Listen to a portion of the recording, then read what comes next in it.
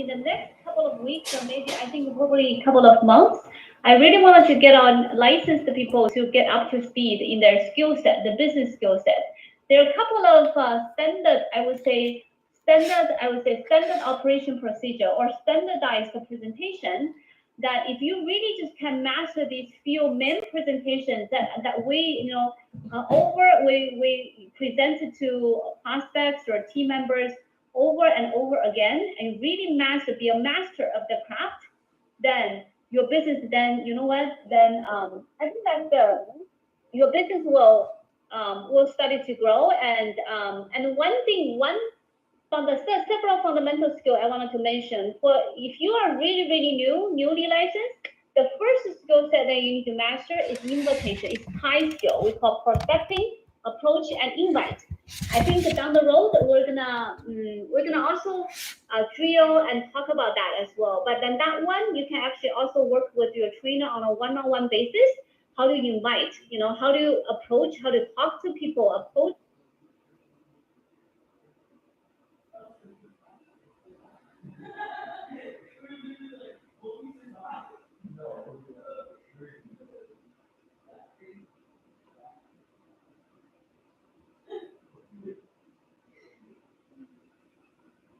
Is we're gonna from now on in the next couple of weeks, or maybe I think probably a couple of months, I really wanted to get on licensed people to get up to speed in their skill set, the business skill set. There are a couple of standardized presentation that if you really just can master these few main presentations that we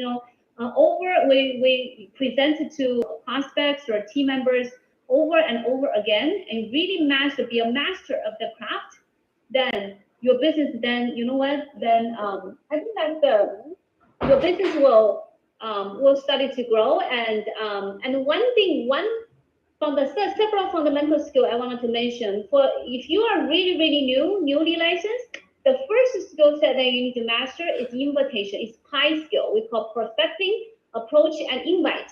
I think down the road we're gonna also drill and talk about that as well. But then that one you can actually also work with your trainer on a one-on-one basis. How do you invite? How do you approach? How to talk to people? Approach and then invite people. So now for you, if you are in the business for a while, you have been to some field training and you started to have a few team members, I want you to start to prepare to become a trainer, especially for those of you who are, if you're net licensed. Okay, once you're net licensed, while you continue to go for field training, you should start to prepare yourself to become a trainer. So today I wanted to start to drill a small portion, a small module of our business presentation meeting, which is the presentation usually as a field trainer we do in the first meeting with the prospect. Okay, now I want you to start to look at if you're a trainee, okay, if you're just a trainee, now while we're drill and practice this, then you started to see view from trainer's perspective. What are some of the main points that these, when you present, what are some of the main points that you need to hit? Okay, and also, but then if you're a trainer, then you need to start to master how to really articulate the message, how to present it. Okay, does that sound good? All right, so we're gonna break into different breakout room, but then before that, let me just quickly present this part. Okay, so let me share my slide. Okay, so I'll show you one. This is the presentation I usually call a mini BPM or mini BMP. In our internal BPM meaning business presentation meeting, or sometimes people call it BMP, meaning bring meeting to people. So which means it's more of like a one-on-one meeting. Okay. So this is a kind of like a short version of introduction of who we are and what we do. Okay. So now today in this slide deck, by the way, okay, in this slide deck it has a few elements, okay, a few modules, sub-modules. Okay, one is basically who we are. So that's basically introduced about the company. Another part is the concept. Okay. So basically, sometimes I talk about this one crusade, and then we talk a few concepts. The concept for some people who are more sophisticated, I will just use these two slides to talk about asset allocation, which is something that we wanted to drill down the road. And then another is we talk about opportunity to learn and opportunity to earn. Okay, opportunity to learn and earn. And then instill a little bit of business mindset by talking about this slide. And then usually we will, and then afterwards we'll close. And you can close usually, normally I will share a little bit of my story, and you can have your version of story if you're a field trainer. Okay, and then you can close and by giving these 4 options, and then you can either close on the AMA, okay, but probably in more scenario, maybe close on the next appointment. Okay, so that's the whole basically the presentations. But today we're gonna just basically drill about this. The first part is who we are, which is sell the credibility of our company and then really the position of our company in the financial service industry. So let me just maybe I'll take how about somebody let's say okay, Franska. Okay, since you're the MC, okay, can you do a role play with me? So let's say Franska is the prospect and I am the field trainer. Okay, so normally what I do is that for the first page, which is talking about our parent company, Aegon, normally I will go to immediately. You're muted. If you're okay, so if you are in a Zoom, you have a Zoom meeting and you're with a you have an internet, right? I hope everybody has the internet. Then you just go online. Let's say usually this is what I say. And by the way, you don't have exactly to say the same word as I said, but just hit the main points that I mentioned. Okay. All right. So let's say Franska, you're the prospect. Okay, the first time we met. So usually I warm up a little bit at the beginning, get to know the person, and then once we establish a little bit of rapport, I will go to my presentation. Now, how do we transition to a presentation? That's the key. So oftentimes, usually I will start it by asking this. Normally in the warm-up, I normally ask the question, hey, Franska, have you ever thought about having your own business one day or be your own boss? Yes. All right. Okay, great. Okay, so that's something that I wanted to get a little bit of a hot button, okay, of this person. And then normally during warm-up, I will ask about this prospect and I will introduce myself as well. Okay, and I will also say a little, I mention about why we have this meeting, because usually I will say that because we're expanding very fast, so we're looking for good quality people to help us with the expansion. And that's why your friend, let's say Faye, introduced you, connected you with me. So, well, Franska, I'm not sure, how familiar are you with financial service industry? I'm not really familiar with it. You're not familiar? No. Okay. So, and that's the transition sentence usually I ask. Okay, all right. So if that's the case, how about this? Let me share with you a little bit of who we are and what we do, and we can go from there. Sounds good? Sounds good. Okay, great. All right. So, can you see my screen, Franska? So basically, this is our parent company. It's called Aegon. Have you ever heard about Aegon? No. No? Okay. So Aegon, so this is at Aegon's website. Okay, Aegon is actually a Dutch company, one of the global 500 company in the whole world. It's very, very big. It's actually, it has operations in more than 20 different countries. See, you look at here. Okay, so this is the Aegon website. And then, they have a corporate presentation in here. If you click on this, let me click on this. And then you can see that you can see Aegon. Okay, Aegon has close to 200 years of a history. And, the asset under management is more than 800 billion. And that's huge. And it has as I said, it has operations in, 20 different countries. And 60% of its revenue is actually coming from America, in the United States.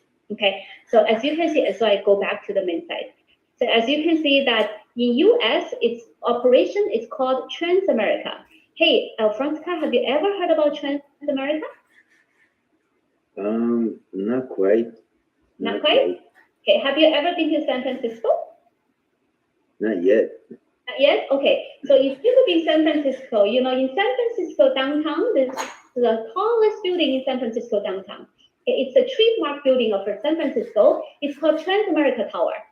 Okay, and that building is actually named after our company's name. So basically, we cover two industry: investment industry and insurance industry. The broker our broker's name in the investment industry is called Transamerica Financial Advisor, And the broker's name in the insurance industry is called World Financial Group.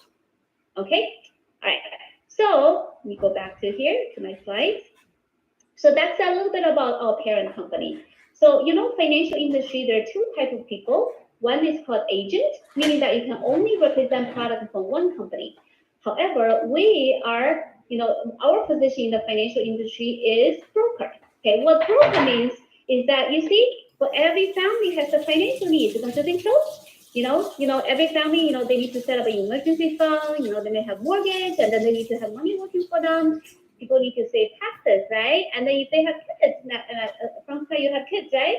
Okay. Yes, I do. Have kids, and then we need to consider how to plan for college education, and everybody retire one day. So we need to save for retirement, and of course protect our family. See, so all these are different financial needs out there. Okay, don't you believe every family needs to think about these? Okay, need to plan for that. On the other side, these financial companies, like investment company and insurance company, they provide the solutions.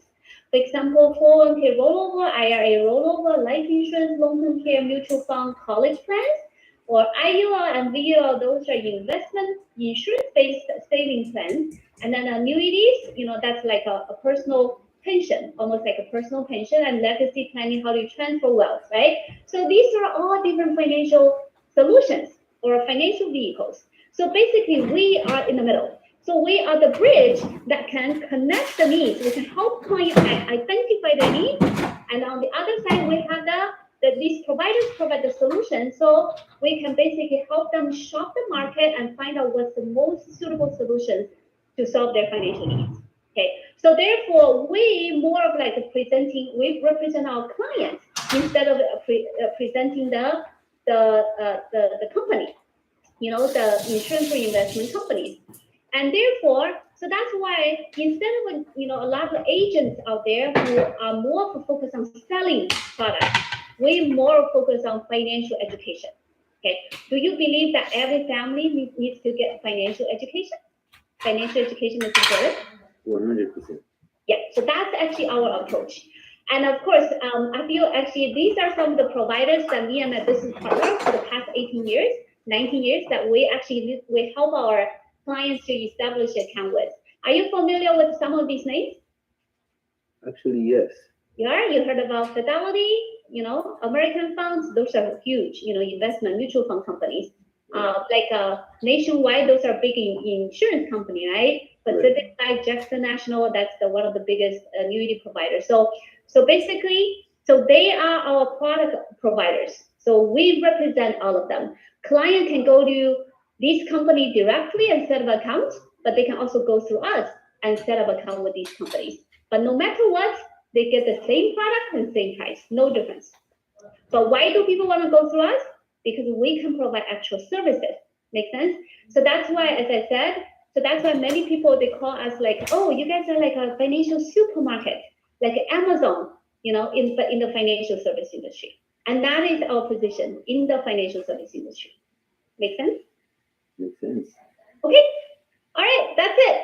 That's basically how I present who we are. Okay. So basically, the ultimate goal is to selling the credibility of the company. Okay. And also another point is basically tell people that we are a broker in the financial service industry. So that's why we more represent the client, and then we focus on financial education. So those are some of the key points, in this several slides that you need to convey. So that it basically removes some of the objections. Some people may think, oh, I cannot sell, right? On the back of their mind. But you tell them, oh, we're not focused on selling. We're more focused on education. So they're more of like a teacher, okay? So that will comfort or give people a lot more ease. Oh, I can do that. I just need to educate people, and financial education is important.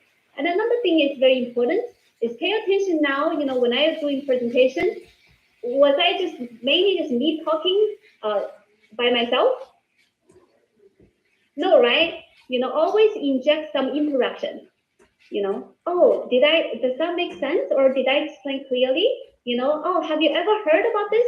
Have you ever heard about Transamerica? Have you been to San Francisco? So those questions helps with what? with interaction. Or sometimes I just ask, okay, don't you think this is important? Do you believe financial education is important? Okay. Oh, every family needs to need a financial plan, or every family needs a financial education. Don't you agree? So those questions will literally get some small yes from the prospect, and then then in this way you can engage the person, engage the conversation, okay, and catch their attention, keep how to say, retain the attention from the other person. Okay, all right, so that's just a little bit of so today what we're gonna do is that we're gonna just drill on these fields. I think it's just one web page. You quickly go to Aegon website, and then two more slides. Okay, and that's basically how you do the who we are.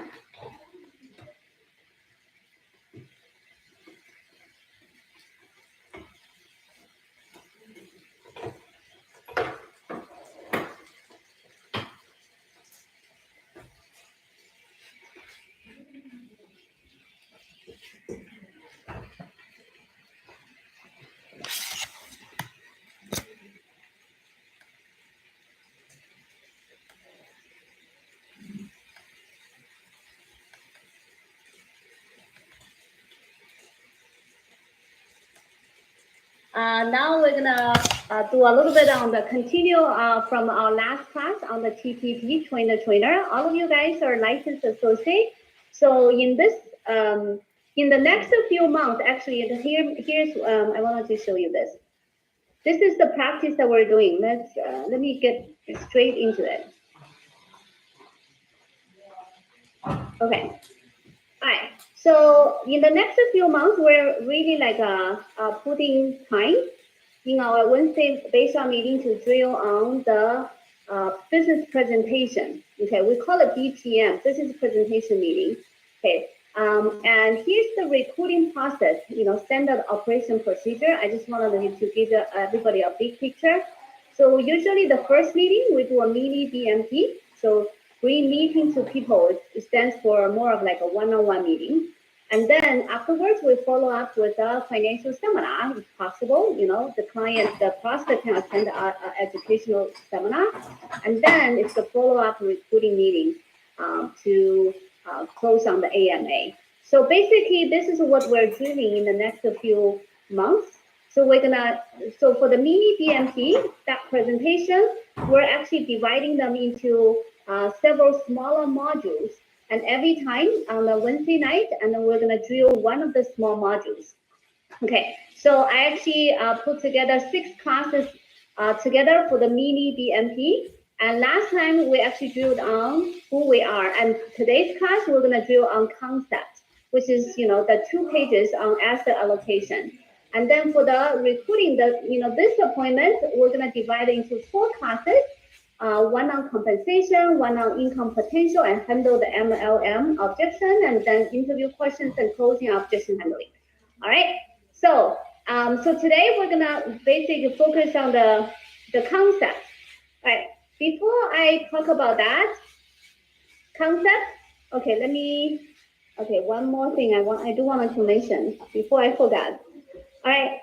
So by the way, we actually have in the month of September, we're actually having some in-person meeting in Southern California. We're going to have a startup school and net license school. I think on September 21st, the registration already started. And by the way, in my base shop, some people really take action really fast. I wanted to recognize Lina Fan very, very fast. Already registered. Han Noi already registered. Jeremy already registered, and Ryan already registered. Okay. So that's what I saw in the registration list today. And then I think in New Jersey we're gonna have the same, a startup school and a net license school on September 28th. And I will be there as well. So Midwest, we can discuss, how we want to do it. Okay, so so I just want to highly encourage everybody to get, really like participate in local events, in-person events, to meet with the associate in person and also move your business to the next level. Okay. And another thing I wanted to remind everybody, I sent it in the Telegram group. The index annuity, I think index annuity Pro 10. Okay, that Pro bonus, Pro 10 bonus. That the product is actually dropping the benefit. With we estimate, the interest rate is more likely it's going to go down. So the insurance company is going to be slightly, gradually and slowly dropping the benefits. So I think so. Please, do have some urgency when you share with your potential client, your friends around you, even yourself. If your own family has the need, please take take the opportunity and really maximize the benefit before the interest rate, before the payout rate started to go down. I know that this particular product, the application needs to be signed by this Friday in order to really lock in the benefit, the high rate benefit. Okay, all right, that's just something. Go out there and really share the words, share the message. Okay, and all right. Okay. So last thing. Oh, by the way, I just got my RCLM builder shirt, level 2 builder shirt yesterday. Does it look nice? The blue one, huh? So that's why I wanted to congratulate many of Eric's team members like Jude, Lindia, Franca, Eric. You guys got the level 1 shirt. That's the white shirt. I saw Jen Ling is wearing the white shirt now. I think the blue shirt looks a little bit nicer, huh? Okay, so you got to fight for, and then I saw Shan. Shan is already the level 5. Shan's shirt looks nicer than my shirt, by the way. I saw the red shirt that she's wearing. So anyhow, so fight to get your RCOM builder shirt and get to the next level. Okay, so today we're gonna do a little bit of, we're gonna talk about the concept part, which is, okay, let me, so last time we talked about the first class, we talked about the mini BMP, about the company. And this one, I would say last time we did a little bit of presentation. You can go to, usually I go to the ADON website to navigate and talk about this. And of course, basically the major goal for this part is to really promote the credibility of the industry and also our company. And also tell the prospect what is the position of us in the financial service industry. We are a broker dealer and we are like a financial supermarket. And and we focus on education instead of just selling a product, one company's product. Right, so that's basically the key message for this one, okay, for the who we are. Now, another, you could see that in the BPM slide, the mini BMP slide, so there's one slide talking about the crusade, and we did not drill on this one because it's fairly straightforward. Basically, you can literally just read. Okay, read the sentence by sentence, and there's animation there. And then during this part, the question part, you could have a little bit of interaction with the person because it's question, right?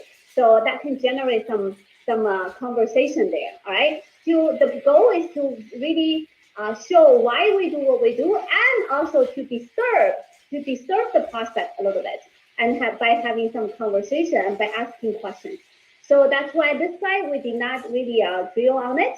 So today we're going to drill on the concept. When it comes to concepts, there are a couple of slides. Before really like people who are like a blank piece of paper in finance, you could just talk about rule of 72 and the risk and then the tax. Right? You could talk about those 3 slides. And those 3 slides are pretty simple, I would say. I think many of you probably listened to that many times. So that's why we did not spend a lot of time like drilling here. I wanted to today mainly drilling on these 2 slides. These 2 slides are very good for people who have some financial experience, or investment experience, or especially for those people who are working in corporate America and they know about 401k, some of the 45 plans, they have kids, right? They heard about 529. Those kind of that kind of market, a little bit more sophisticated. Then you can majorly talk about these 2 slides. Okay, all right. So with that said, so this today we're going to do a little bit. I wanted to invite our marketing director. She just relocated from California to New York. And also certified field trainer, welcome to present. And then after that, I will summarize a little bit. And afterwards, we'll get all of you guys to great comments. Okay. All right. So please listen carefully. I hope everybody, while you listen to her presenting this, you can think about, can you summarize what are some of the key messages is, from these two slides? And then I will share, how I summarize it, right? Okay. So that's, kind of like a good way of learning. Okay. All right. So take it away, Wang Fang. Hello, can you hear me? Yes. Who wants to role play with me? Oh yeah, and you want to have somebody to role play? Yeah, that's good. Who? Okay, Jessica. Jessica, raise her hand. Hello. Can you guys hear me? Jessica has a guest. Yeah, Can you guys Jessica. Can you hear me? Yes. Oh, okay, perfect. Okay. All right. Hi, Jessica. Hi, how are you? Let me share my slides. So how about this? Let me share with you a little bit of what we do.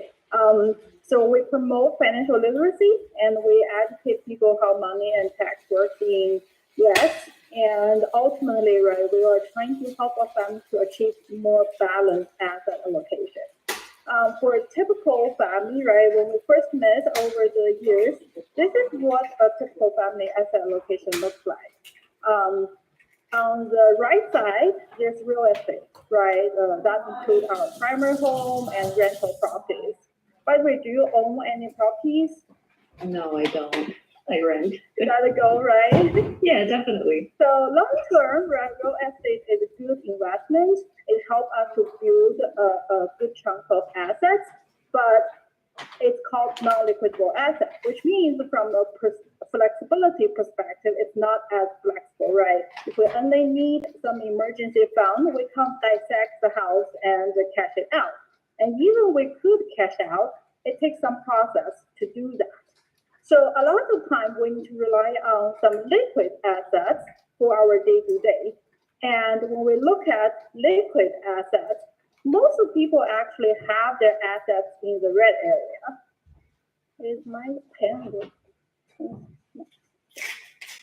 Most of the family actually have their assets in the red area. So for this area, they're all taxable. Essentially, any interest you make will be taxed. And also they carry market risk. What would be some of the financial vehicles you can think of that carry the market risk and also you need to pay tax?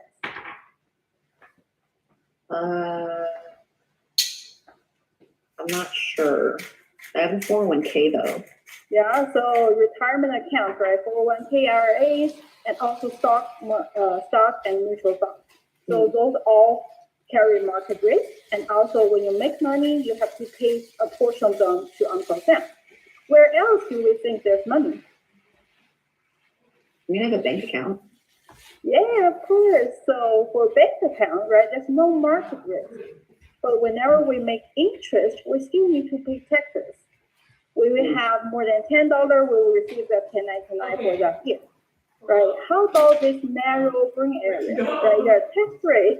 Isn't that nice to have tax-free account? Yeah, definitely. Have you heard some of the accounts that's tax-free? No, not really. So in the retirement world, right, there's a concept called Roth. So Roth 401k, Roth IRA, those are all tax-free accounts. When you make interest from that account, and it goes tax-free. 529 is for kids' education. By the way, do you have kids? No, I don't. Yeah, so 529 is a dedicated account for saving for kids' college education. But is it the best solution to prepare for kids' college education? Not necessarily. One of the biggest limitations is that 529 will impact kids' financial aid. Another one is VUL, Variable Universal Life. Essentially, what it does is you can invest in mutual funds inside life insurance policy. But when we do that, all the gains is tax-free, and when we use money, it's tax-free. So how about the black area down here, right? It's tax-free and also doesn't have market risk. Have you heard anything on that line? I don't think anything like that exists.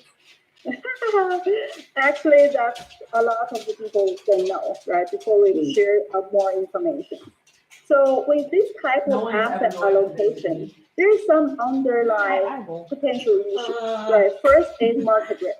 How do we manage market risk when there's downturn, especially during some of the critical time point, right? One of my colleagues literally has to extend her retirement for a year and a half during the pandemic, just because of how much the 401k has dropped. And another thing is tax rate. Like a lot will think, oh, my tax rate will be lower, but is that actually true, right? Can we have something to balance the tax rate if, right, the tax bracket goes higher?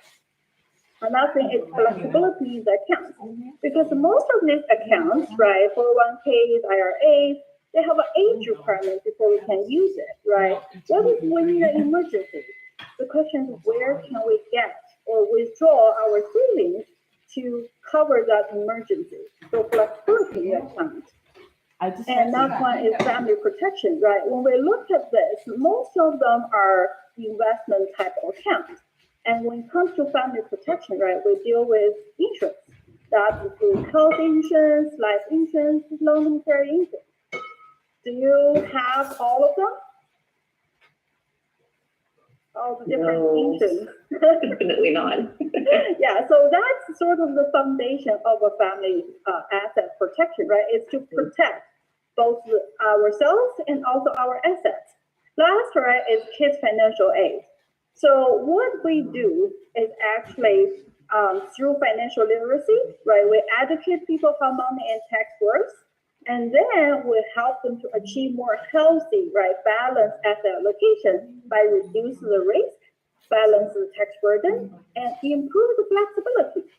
Sounds nice, right? Great. So how we achieve that is actually just by reposition some of the red part into the green part to make the green pieces bigger. And some of the financial vehicles we use in here, right? For example, the annuity and the something like O2IUL. All of them have a guaranteed component. That's why we call them safety investment. So when we look at the top, right, those are all the risky investments. Long term, it does have higher growth potential. For short term, it also carries a lot of risk. And down here, right, all of them will have a reasonable upside potential, but also a guaranteed downside protection. So with that, we call safe investment. And is safe investment important? It actually is very important because only when, imagine getting a house, right? Only when we have a very solid foundation, then we can build it up gradually. So when we have a very solid safety investment, then we have the guts, right, to take more risk in the risky investment part. So we have closely together, right, we have more potential for our entire portfolio. Does that make sense? Definitely. Do you think what I shared is valuable? Mm-hmm. Yeah, I learned a lot. That's it. All right, okay. All right, so I think total it took about 7 minutes for these two slides. I think that's good. I like the interaction that Wang Fang did with Jessica, and then some of the analogies I really like that I think I probably can incorporate that into my presentation later on. For example, when talking about safe investment, she mentioned about like building a house, you got to have a solid foundation first. Okay, and then you build it up from there. And that's really, and that was a good one, really good one. So I wanted to summarize a little bit about for these two slides. Okay, so what do you guys think? What are some of the key messages there? There are a lot of information actually in these two slides, by the way. So it really gave people like a bigger picture of, what we do for families. So let me show you. Okay, so here are some of the messages that I put together, summarized. So basically, first, you started with talking about, the first slide, talk about non-liquidable asset and liquidable asset, right? left and right. And then most people put most of the asset in the red zone. So you just talk about the red zone. And then you started to have some conversation. What are some of the vehicles in the red zone? Okay, and then, of course, then you talk about each conjoint and then the black box. And then you started to talk about the challenges. The major challenges is the risk, the tax, and flexibility. I know Wang Fang actually listed a few more, and that's good. Okay, you talk about protection, kids education, right? So the major 3-1, risk, tax, and flexibility. And then you transition into the second slide, okay, which is about what we do is through financial education, help people create a more balanced asset allocation by reducing risk. So it's here. Reducing risk, balance the tax burden, and improving the flexibility. And how to achieve that? By shifting some of the assets from the red zone to the green zone in here. Okay. So therefore, you give people a hint that we're not trying to really just selling a product.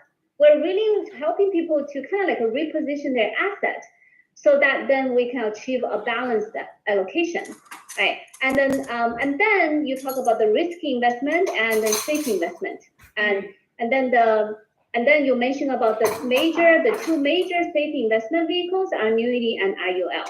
And then if you have time, you can maybe share a little bit about the concept of annuity and IUL, but then don't be simple. Don't have to elaborate too much details, right?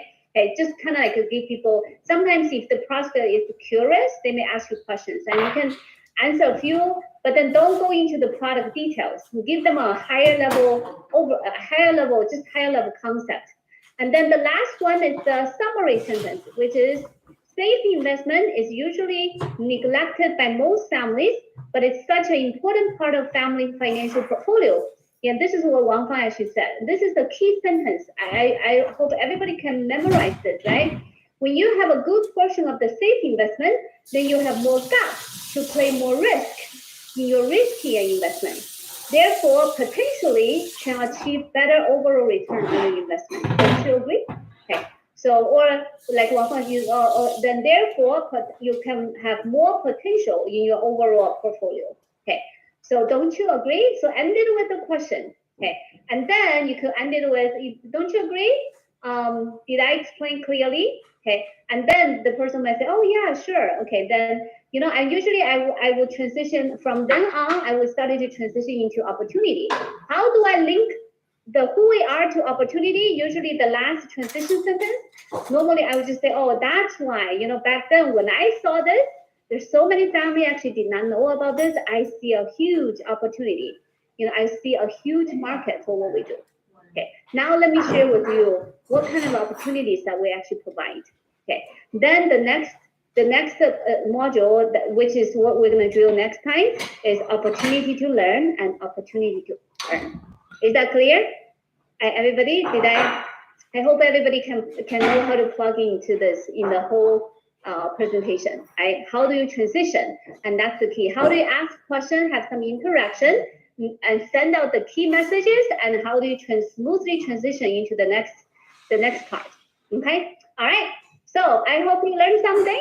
And by the way, next Wednesday we're gonna have combined NetEVC combined base meeting. So we're gonna have some very good case study sharing. So we're not gonna have the drill next Wednesday, but then the following Wednesday we're gonna continue to drill on opportunity to learn and opportunity to earn. Okay, so please do not miss it. Okay, and then that class will be hosted by Shan, because me and Ken we are gonna be in Europe for the company trip, Odyssey trip. All right, so please do participate and then really get your business, have a solid skill set for this. Master your craft. Okay. All right, so with that said, I'm gonna send you to the breakout room.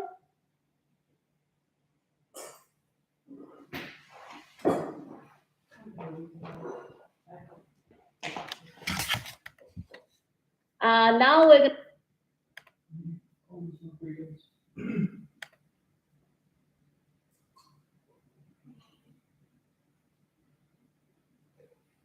Today, we will cover the class 3, opportunity to learn and opportunity to earn. So the format is like this. We will have a kind of a presentation by today. I invited marketing director from California, Qiu Xiang, to show you all like how she would present this part. And then I will give a summary.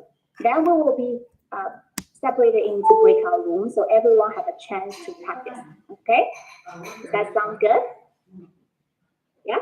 All right. Okay. So now I would love to invite Qiu Xiang. Yeah, could you please maybe show us how to talk about the opportunities to learn and opportunities to earn on the field to our, prospects. Yeah, absolutely. Thank you, Shan. And yeah, maybe I can do this in a role play. Can I have a volunteer to do the role play with me?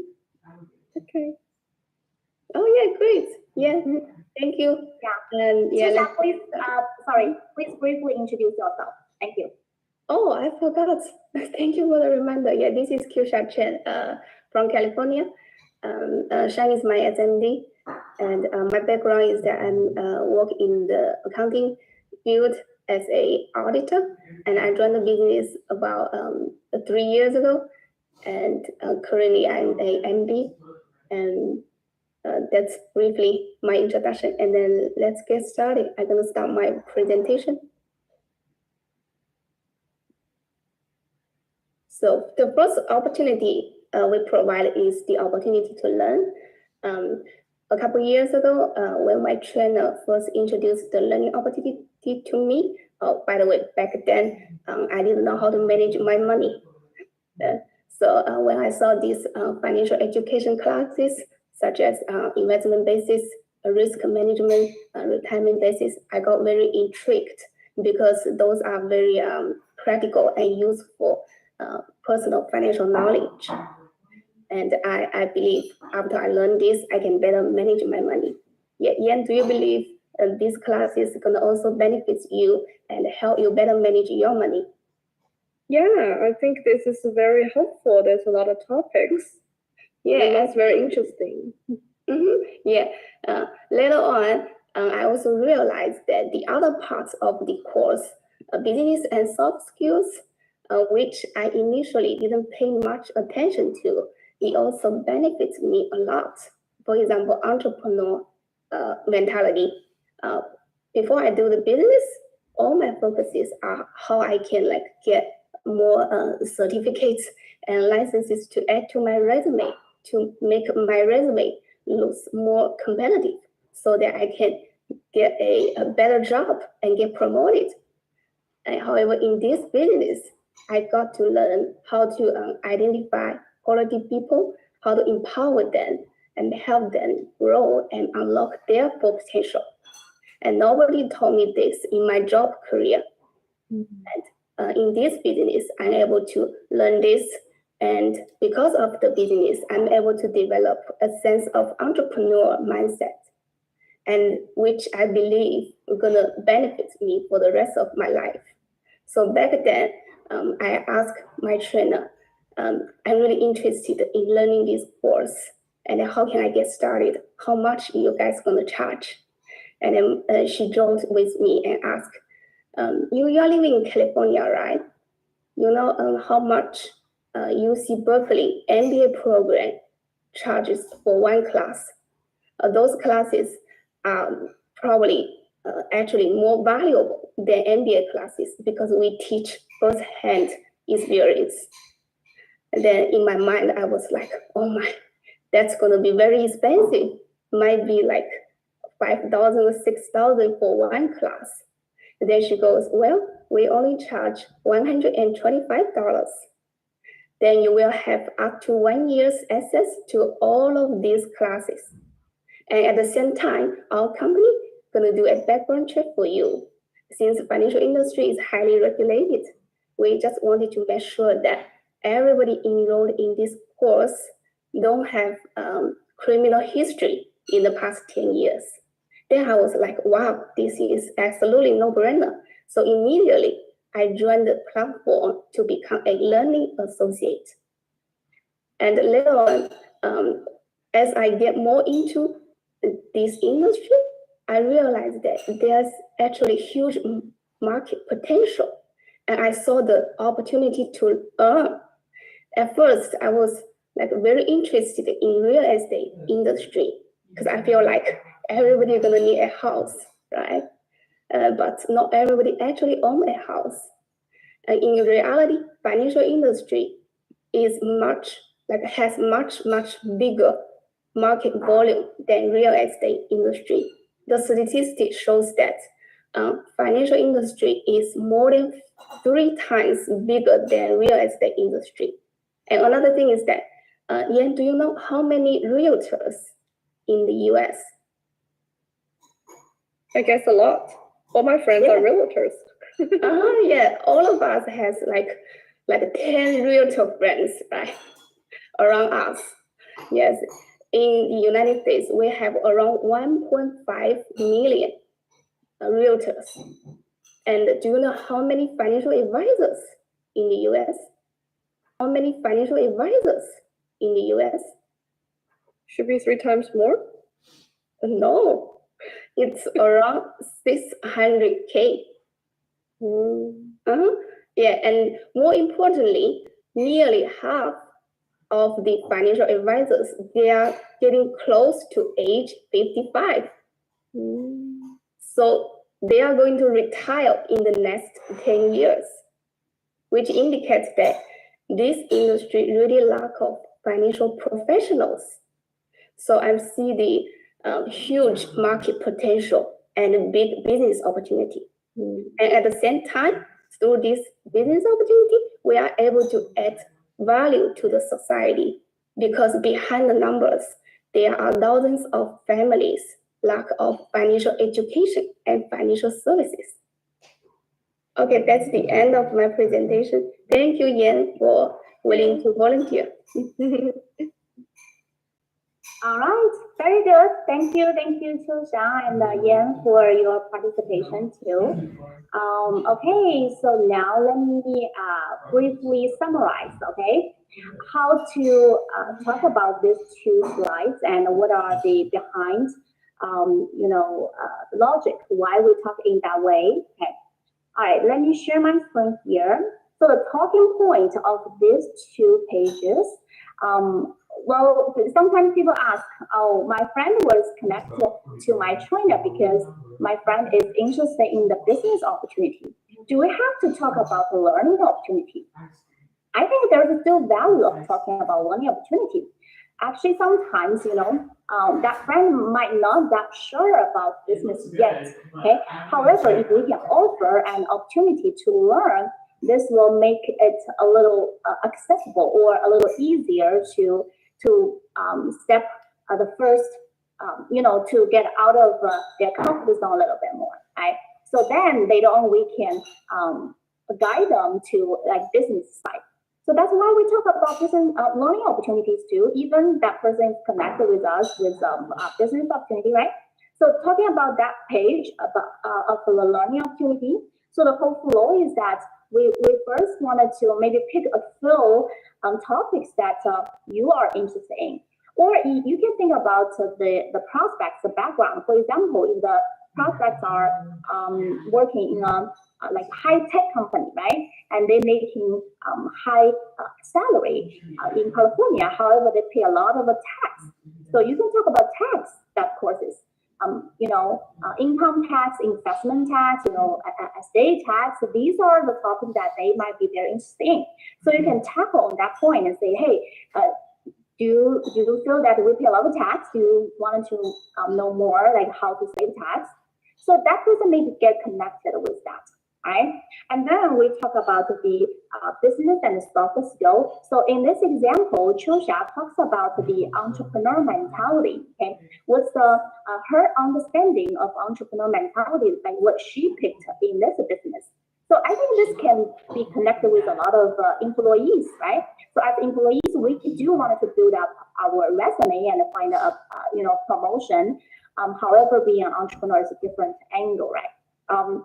Sometimes I also talk about kids' education, how to communicate with kids, especially to some moms, because usually like moms, female, like they care kids, right? They care kids' education. So I will share that the the values that I learned in this business and maybe tell a personal story, okay, like growth mindset, okay. So this part, share about your personal story, and that can get connected with that person, you know. So you can think about a few things that you wanted to mention that.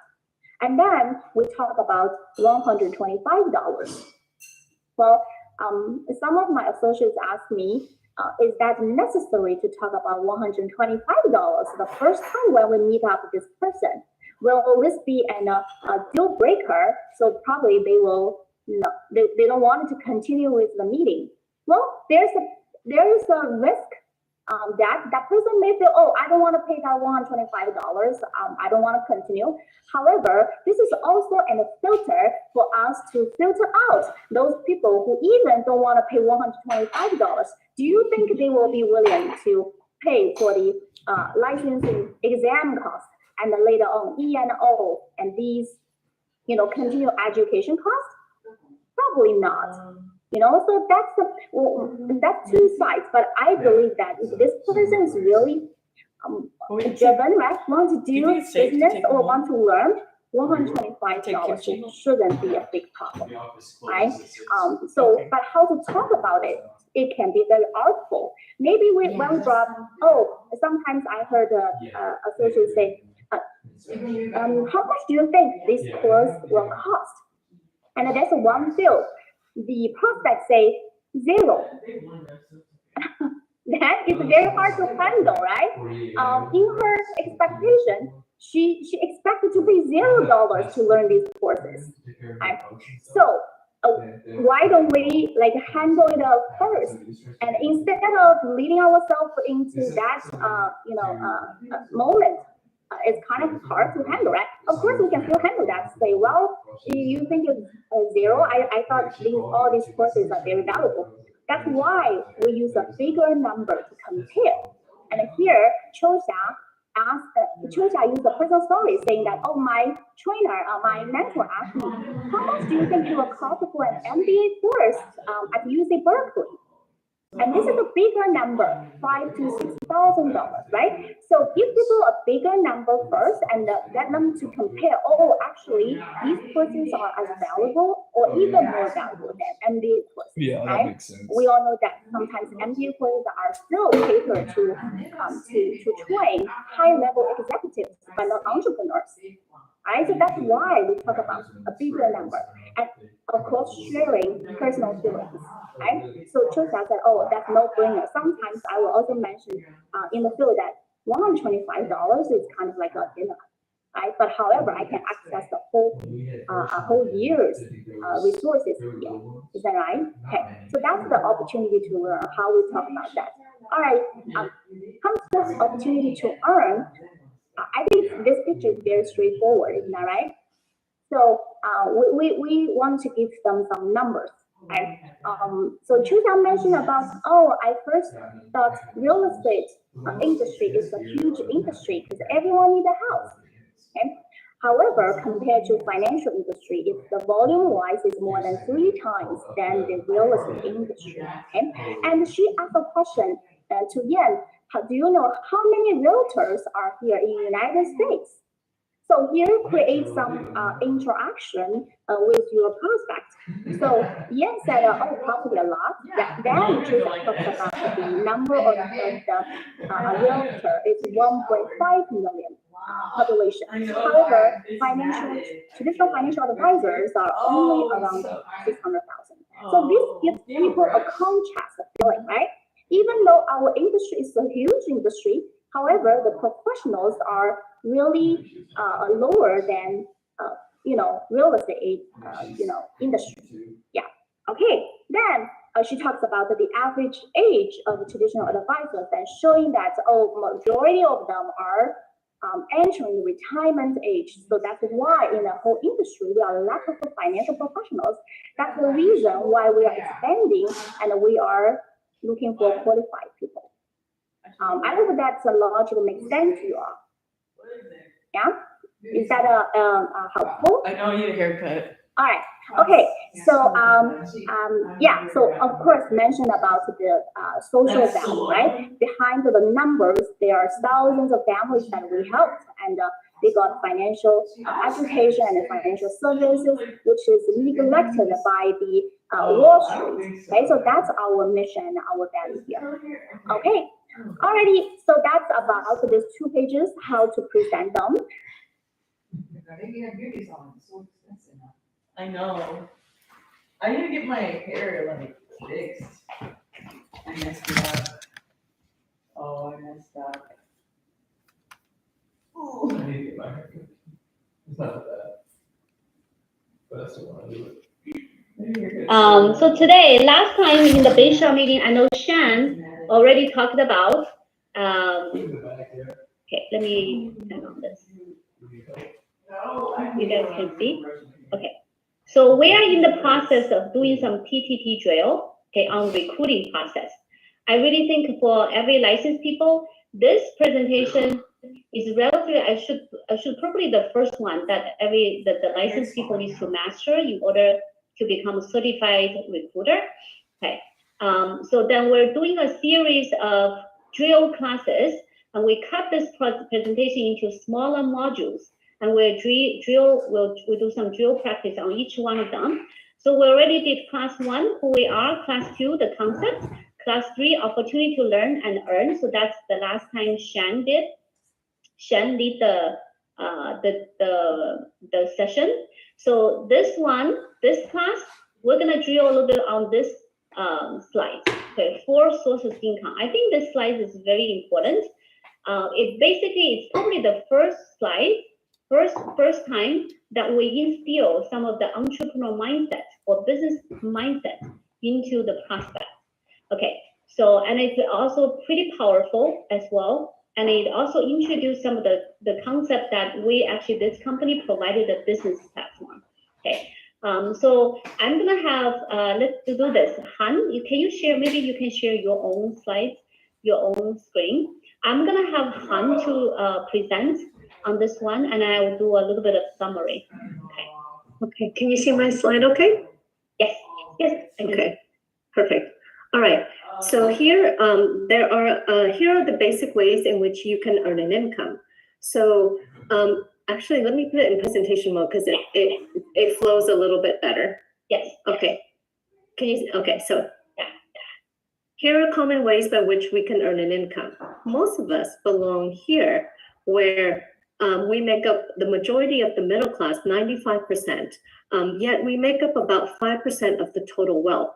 Now, conversely, the top 5% of the top income earners own 95% of the wealth. Why is that? So let's take a look. So here are 4 sources of potential income, right? So the majority of us are employees. And as employees, we have a job. We put in the time, we earn an income. Similarly, a self-employed individual owns the job, so they don't have to worry about waking up and being laid off, but they essentially still work, they still trade in time for money with a little bit more flexibility, right? On the right-hand side, a business owner owns a system where they can amplify the amount of money they make. And with that money, if they choose to become an investor, they can learn how to make that money make more money. So essentially, they own investments. So these are the 4 basic ways in which we earn our money. Now, in the WFG business, it allows you basically 2 to 3 paths to make money. You start as a self-employed individual. You own your job. You have the flexibility to work around your schedule. You start by, initial early work. Yes, you put in the time for money, but if you stick with it and you build your skill sets and you build your team properly, you can actually leverage a system that has been well tested to really run a business. So you'll be a business owner. This allows you to amplify your impact in terms of the people you help, and it allows you to earn a larger amount of income. That includes income, active as well as passive income. So these are the 2 main paths that you can make an income through WFG. But if you think about it, if you're making more money, you can also choose to leverage the learnings that you have through our financial education and use that money to make more money. So essentially, it could also enable you to be an investor if you so choose. So really, it comes down to you thinking about where are you today and where do you want to be in the future state. So that's usually where I end, and I let the individuals talk. Okay, good. There you go. I love some of the sentences like, in this way, in the business way, that you can amplify. I like this word, amplify your impact. Very, very good. And another thing is, so you know where you are, and then it comes down to where you want to be. So Yep. that's kind of like a question to also like a disturb That's the vision. Yes. Very good, very good. Okay, all right, wonderful. Wow, good job, Han. Okay, let me summarize a little bit. You know, you can definitely. I think the way Han just talked about is very, very clear. It's very, very good. Okay, I wanted to highlight a few key messages. Normally, when I present this, how several key messages. Okay, let me go here.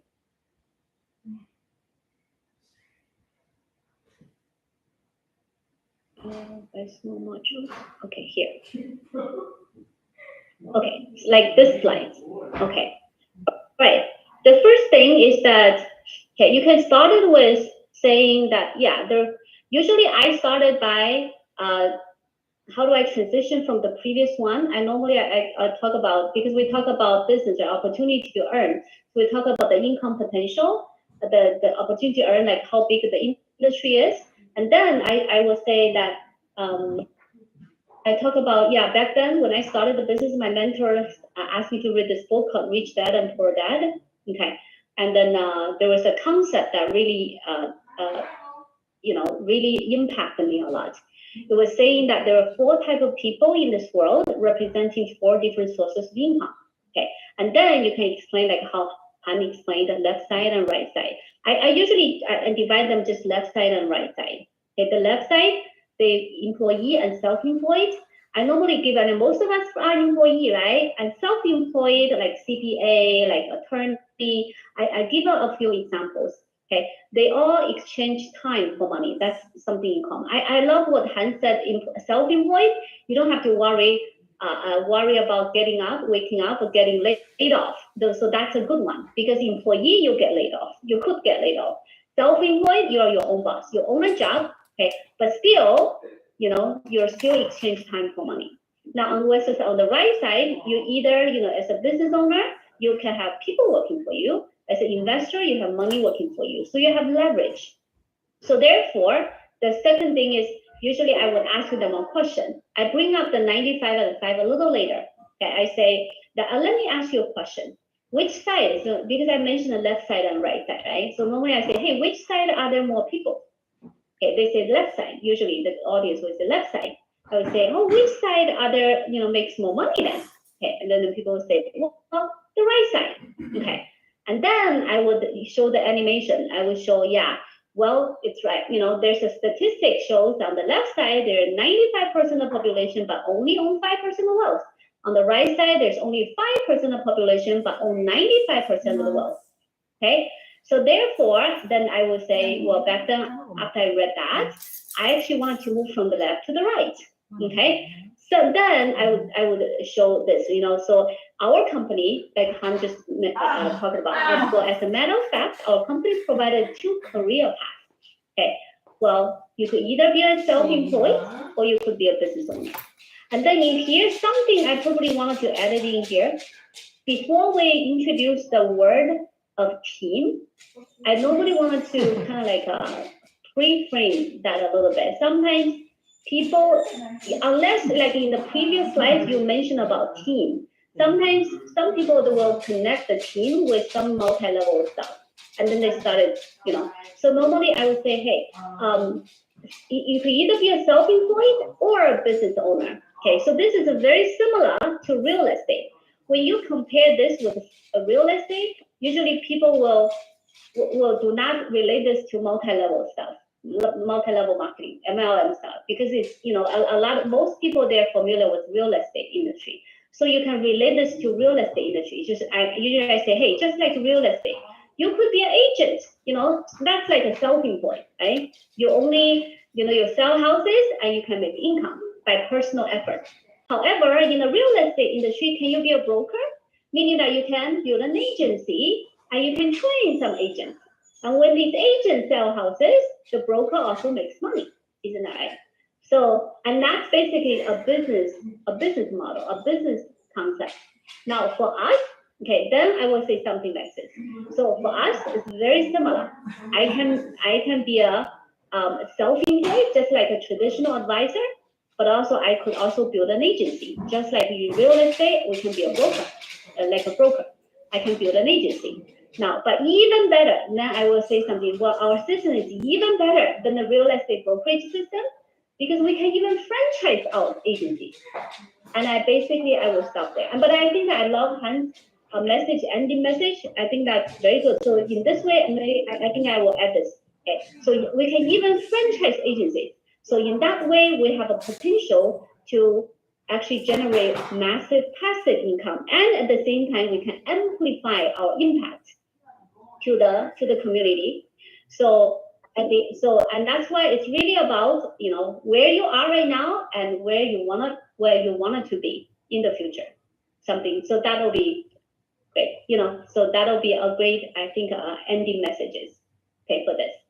Okay, everybody get this? Okay, let me send, okay, I will send this. Okay, let me copy this. Okay, and I will send it over to page 4. Okay, let me send it over to here. How about this? Today, since we don't have like a huge group, how about let's have one person. Anybody want to volunteer to present? Some newer people, maybe. You want to volunteer to present, and then we can actually drill, kind of like a drill practice a little bit, and then I will send you guys into different breakout rooms. Anybody?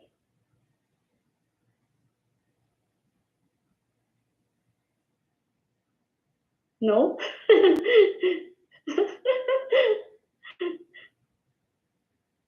You can come to present. Chris, how about you? Since you're MC, I think you're also very good at articulating messages, and you are also you have already independently recruit, going over the recruiting process. So how about you do this? Do you have the slides, or you want me to show you? I do not have. Well, I do have the slides. Let me pull it up. Okay, I can show you. Okay. You're gonna share it? Yeah, let me do this then.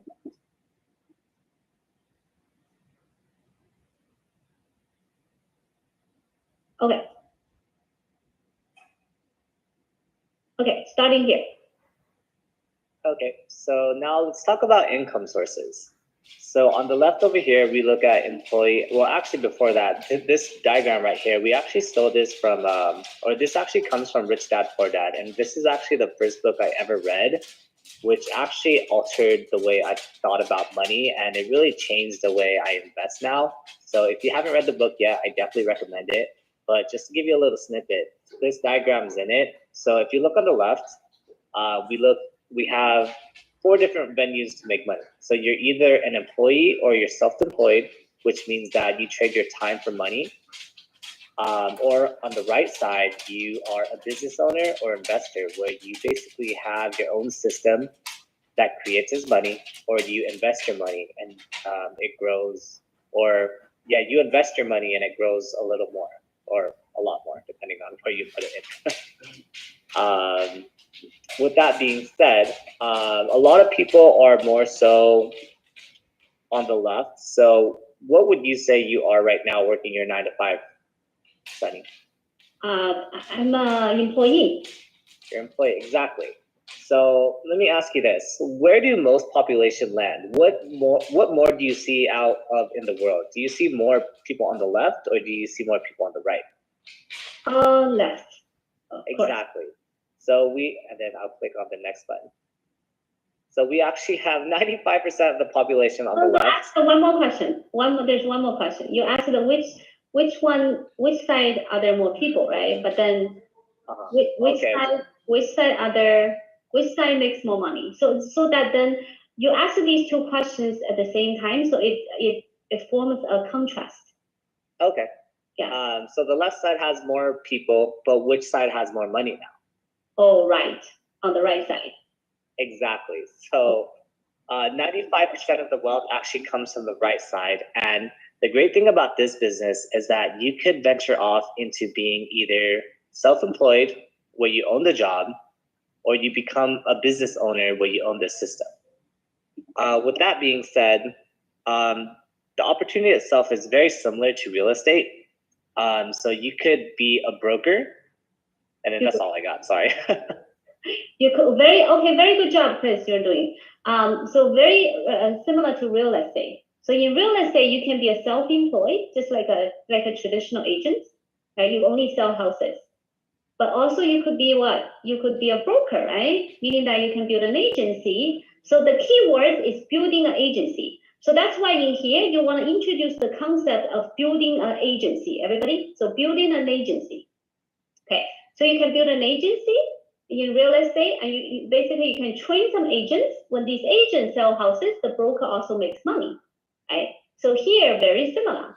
You can be a financial advisor, like a self-employed, like a traditional advisor who only providing services. But what really attracted me is the company provided a business platform so that I can build an agency. See, I can build an agency. But even better than the traditional real estate brokerage system, we can even franchise out agencies. So in that way, the system can allow us to multiply so that we can amplify. Okay. I love that word, amplify the impact. Okay, and then so basically, so we can amplify the impact and help more people, and you have a chance to have massive passive income. So then the keyword, then you show the passive income. So the key is that in here, you instill some of the business mindset. And so you kind of, by relating to real estate, you kind of like avoid having people right away started to linking us to MLM. Because then, because it's very normal in real estate, we're very similar to real estate. But it's just we can building agency and we can franchise agency. Okay. So that's the key here. Okay, now okay, so I think the next one is dream selling part. We're gonna talk about next class. Okay, so that's basically in here for the four conjure. Everybody, do you feel it should be pretty easy, right? To talk about this. Everyone? Yes.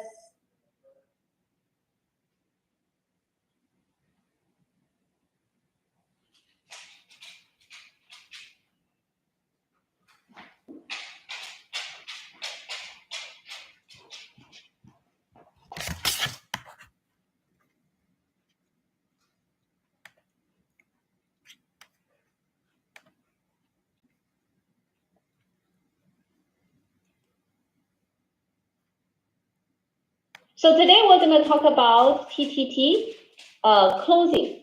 Okay, basically it's the recruiting closing. The last part, we already did the 4 classes, and to go over the TTT, the recruiting flow. So today is the second to the last class, which is how to close. Okay, all right. So I'm gonna have okay, Chris, go ahead. I wanted to have Chris to do a demonstration, kind of like a demonstration on how to close. So for example, let me show a slide here.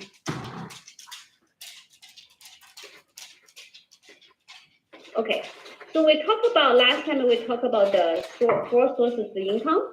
Okay, and then so today, so usually, okay, after this, then you can add a few, talk a little bit about personal story or dream selling part, and which we're going to talk about in the next class or the last class, the sixth class. But then after that, I think you should start it to close. So we do have one page in the BPM then to show the 4 options, to talk about the 4 options. And then you can kind of get to know that what the other person, what the prospect, which part, which option that the prospect is more interested in, right? So that's kind of like this part. And then after that, then you can, depending on the buy-in signal, then you can choose to either close on the AMA or choose to close on the next appointment. Okay, so with that said, I'm gonna have Chris to do a demonstration, maybe a role play, and then I'll summarize from there. Okay, Chris, you wanna take it away? Do you want me to show this slide? Sure, yeah, that's fine. Ryan's gonna be my partner, so Who? Ryan? yeah, Ryan's my partner right now. Oh, He's my new recruit. So Ryan, thank you so much. I hope you have a better understanding of what we do in regards to our finances and where we stand. Now let me ask you this: what do you think your top 3 strengths are? My top 3 strengths? I think it would be communicating to people, like listening to people, and understanding them. Okay, that's perfect. That's exactly what makes a good person, or that's exactly what we're looking for. That's exactly what we do. So we listen to people, we communicate, and we help them. Just like it. Sorry, let me just check. So with those 3 strengths that you have, what would you say are your top choices, one or more, based on these options? So option 1, you could join in as a client, where I basically do a complimentary financial need analysis for you. We go over your assets and we understand where your flaws are. Not your flaws, but we understand what kind of gaps you actually have in your portfolio. Option 2, there's a learning platform. So if you want to really ease into this industry and learn more about finances, personal finances particularly, we do have a platform for you to utilize for the whole year. There's option 3, which is where a lot of people join. This is where you basically get your license, and then you can either revenue share, aka referral base, or you could start as part-time, and you could essentially go into option 4, where you start as full-time senior broker. Which one or more do you want to facilitate? I think that I'm interested in option 3, but I don't really know. I don't know what it takes in order to share revenue or to have my own part-time career. I have just a regular job right now, so I'm interested in it, but I'm interested in number 3, but also number 2. Right? I always want to learn more, and yeah. I actually started the same way as what you're thinking right now. I think it's really important to learn the key aspects, but it's also important to build your finances as well. So how about this? Why don't we go ahead and sign you up to get a student code? All I really need from you is your license. You don't have any sort of criminal backgrounds, do you? Not that I know of. Okay, for sure. Yeah, we're gonna do like a background check, so we do need your social security number as well. So I'm just gonna go ahead and pull up the website, and then we could go ahead and digress. Can we do the social security later? I'm kind of not comfortable just giving it out to anybody. Well, the thing is that this is a very highly regulated industry, so you really do need your social security, truthfully. If you're not comfortable, I could send you the link itself, and then you could input the information yourself. I would feel much more comfortable doing that. It's not that I don't trust you. It's just, it's my social security number, No worries. I'm sort of the same way, actually. So I'll send you a message. We could do this together. So I'll share the link via chat, and then, let me know if you have any questions. Okay, that sounds great. And that's my sharing, guys. Sorry, I sort of. Okay, great job, Chris. Okay, Chris, what if I say that, oh, well, you know what, how about you just send me the link, I'll do it later, when I come back home. If they were to say that, I would try to push them to do it now, because sometimes later doesn't really mean later. Sometimes later means no. But if Yeah, I will say, yeah, I'll do it later, you know, I'll do it myself then. And then how do you get me to do it now together with you?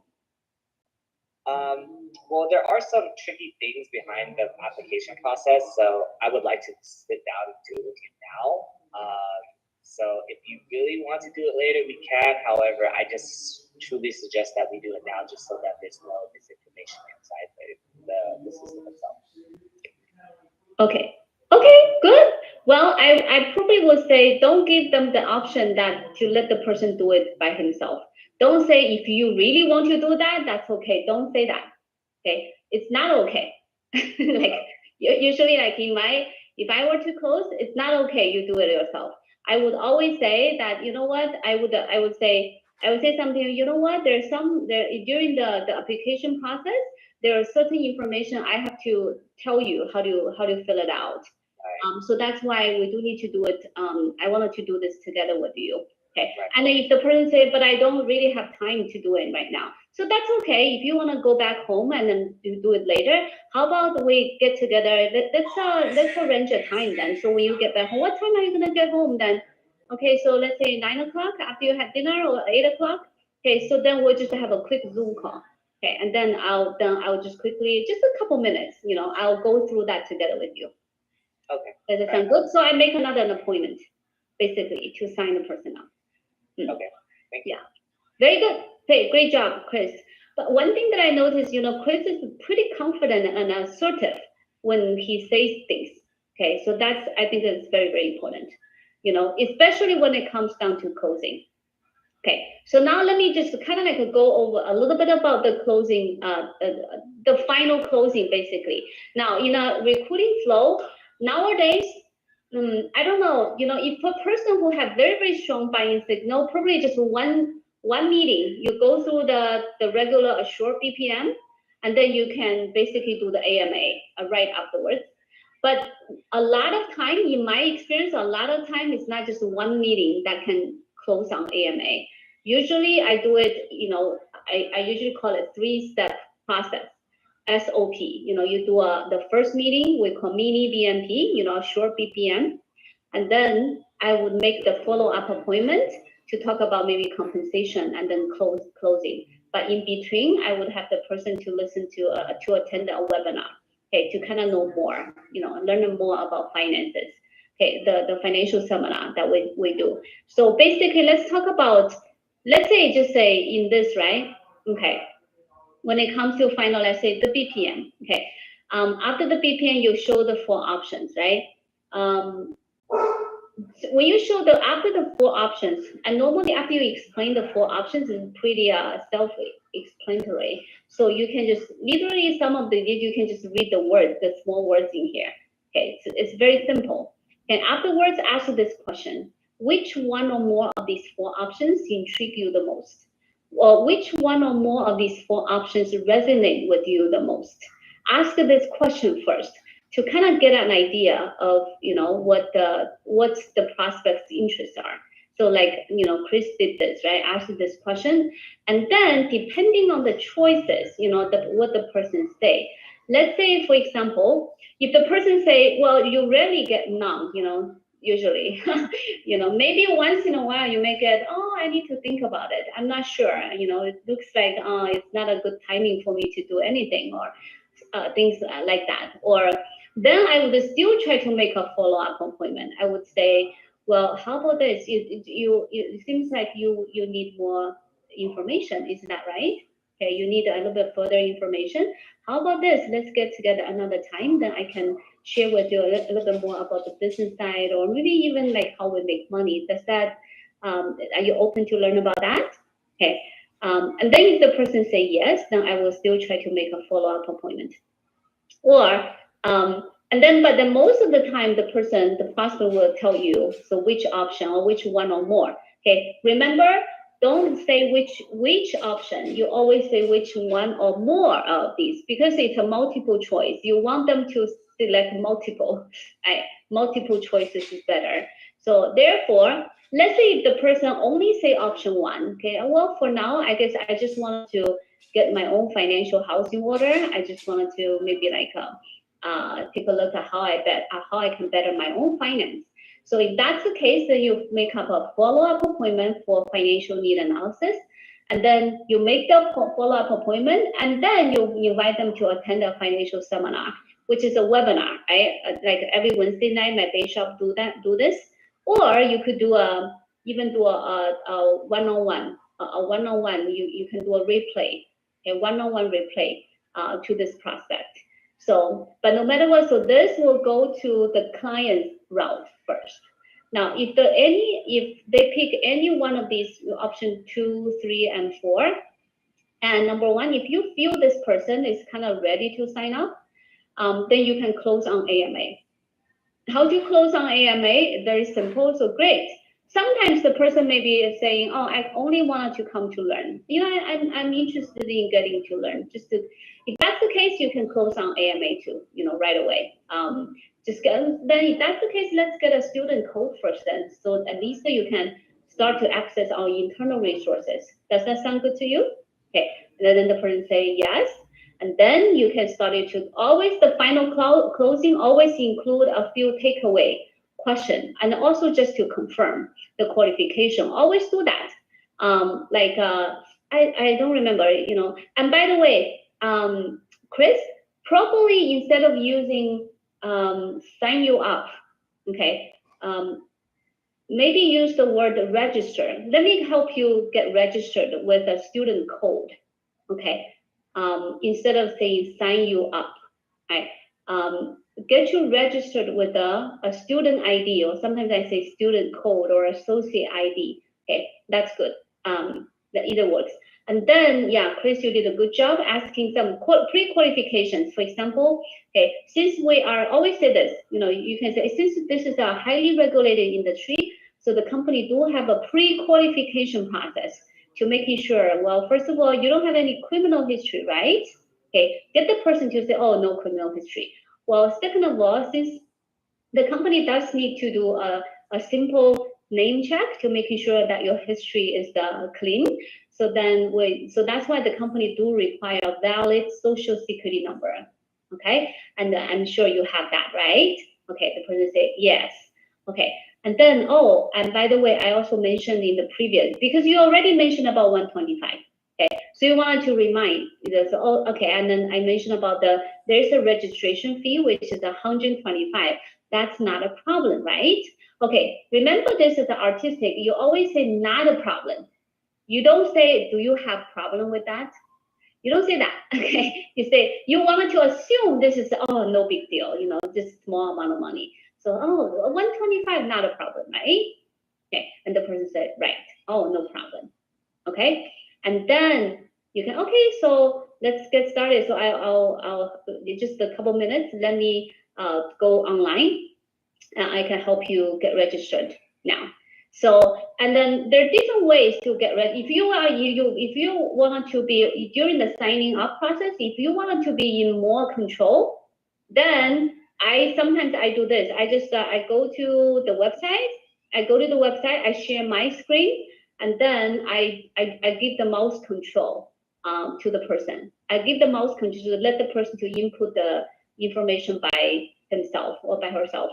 But usually during that moment, depending on how the relationship between the trainee and the prospect, sometimes if the prospect is a little bit more sensitive person, sometimes the trainee will just say, oh, you know, trainee can get offline, okay, because it makes the prospect a little bit more comfortable to just type in the information. Like the last week, I helped Tina, Wang Fang, and then I think Celia's like Hui Xian's friend. I usually at the end, usually the trainer says, oh, you know what, I had something, you know, you just say, how about, you know, I have to take care of something, and then the trainee actually got offline. So I just sign up the person directly. And sometimes you could also do something like this. If the person is a little protective of, let's say, social security number. It doesn't. Well, if that's the case, I do give the person. I said, okay, I send you the link. And then how about you open the website by yourself and you share your screen. Okay, you can share your screen. But the first page, let's say inputting the social security number, you don't need to, I don't need to see your screen. After you type in the social security number, birthday, and then you share the screen, and then I can help you go through, and then the rest of the information. Okay, and especially while there's a place that needs to put in the recruiter ID, so I will tell them the ID. And then another tricky part is that for California, they need to do a lot of initials at the final page, but for other states, you don't need a lot of initial. You just a couple of signature, DocuSign. But then sometimes if the process will read word for word, and if you make them, word for word, it just takes a long time, and at the same time, it also sometimes makes the process become nervous. Okay, so that's why I kind of wanted to ease them a little bit, because really those wording are really does not apply to the person until the person is licensed. Because a lot of them are just the regulations in the financial service industry. If you're not licensed, you're purely just to get a code to come in to learn. Those messages out there, those wording out there doesn't really apply. So that's why I would just tell them, oh, okay, there's a few DocuSign. Basically, it means that number one, you don't have any criminal history. Okay. And then authorize the company to do a very simple name check. Okay, so this is the one signature, one, and then another one for other state. I'm talking about other non-California state. The other one I say, oh, these are just basically saying that you are following the financial industry regulation after you're licensed. Okay, and then usually they don't really. They just DocuSign right away. And then the last page will be putting the Visa, the credit card number. And normally I ask question like, hey, do you have a Visa or MasterCard? Okay, I don't say, can you put in your, but most of the time maybe okay, I think until this one, this is, can you put in credit card number? Or do you have a credit card number? I just say, hey, do you have a MasterCard or Visa card? Okay. And then the person will just input the credit card information. So I said, this is for the registration fee, $125. Okay. And by the way, there's a little bit of side benefit. This $125 could also be tax deductible. So it's a little bit of side tax benefit. Okay. I sometimes mention that. Oftentimes during the sign-up process, it's good that you have a little bit of brief conversation instead of making the whole meeting, like signing up, so it's like a silence. Too much silence is not good. Yeah, Han is laughing. You know that. Usually, I know that you do a lot of like a business, in your consulting work, and too much, especially during doing the paperwork. And then the same thing as if you're closing an IUL or like a sales or paperwork. Usually, you want to have some conversation going on, light conversation. Maybe sometimes laugh a little bit, or what make it comfortable, like easy. Ease the environment a little bit. Okay, and not instead of just whole silence. Okay, okay, and then so that's just a little bit on that. Oh, in California, the AMA has a lot of initials. And usually I also, the same thing, I would just tell them, oh, these are just some initials saying that every initial is basically talking about meaning that you're going to follow financial industry regulations. Okay, it's just something regarding compliance, right? Okay, if the person really wanted to read it, I'm okay, but it's really, it's just some verbiage out there for compliance regulations. But I usually tell them, really, like when you are not licensed yet, this does not really apply, okay? Because you don't even have license, right? So that's basically how you go over that AMA process. Okay, all right, everybody get this? Okay, that's the whole process. there's only one time, I think I think this time in Tina, one of Tina's new, seminar guests, she got so excited right after the seminar. So Tina wants to sign her up right away. And then she was, yeah, I can get a student code, 125, no big deal. You know, I can pay 125, I can sign up. And then so right in the office, right after seminar, we get on the laptop, and then we started to register her. And then she find out that, oh yeah, there's so many, oh, I need to sign this, DocuSign, and then I have to put in my social security number, and there are so many regulations out there. So that I'm not going to be an agent. I haven't decided to be an agent yet. I just wanted to come to learn. Why do I have to sign something? Okay, so that's the objection right there. So then what we did well is that we took a step back. Okay, we said, oh, that's okay. And then she said, well, if I gonna really involve in the business, I wanted to learn a little bit more further, more information. So we invited her to the next day. We had the startup school in the New Jersey office, Shore Hill office. So we invited her over. Okay, and after that, she got a little bit more comfortable. Okay, she saw, oh, there's so many, great people with very strong background in here, and then they're also in the business. And then afterwards, we follow up with a Zoom meeting. I explained the compensation, everything, and after that, she signed up. Okay, but sometimes if people ask me, why do I have to, if I'm just coming to study, to learn, why do I have to DocuSign, so I usually tell them this. I said, because we're, the company, yes, why do company provide an educational platform for people to come to learn? You ask them, do you know why? It's purely just the company provide a free, almost like a free platform. That's it. Well, the ultimate, I think the purpose, okay, number one, yes, this is a company's mission. We do want to provide that, but at the same time, it's because the company also wants to expand. We wanted to actually have more. We wanted to expand by having more agents, professional. We want more professionals to go out there and help family. So that's why the agent, how we select agents, okay, people who wanted to get licensed, we select them from the student pool. It's the same pool. We want to, so people come in to learn, and then some of them maybe become clients, and they would become educated client. But some of them, after learning, they wanted to become a agent. Okay, they wanted to become agent and go ahead and get licensed. So that's why instead of screening people just at the point that they wanted to get licensed, we already started to screening people while they come in to learn.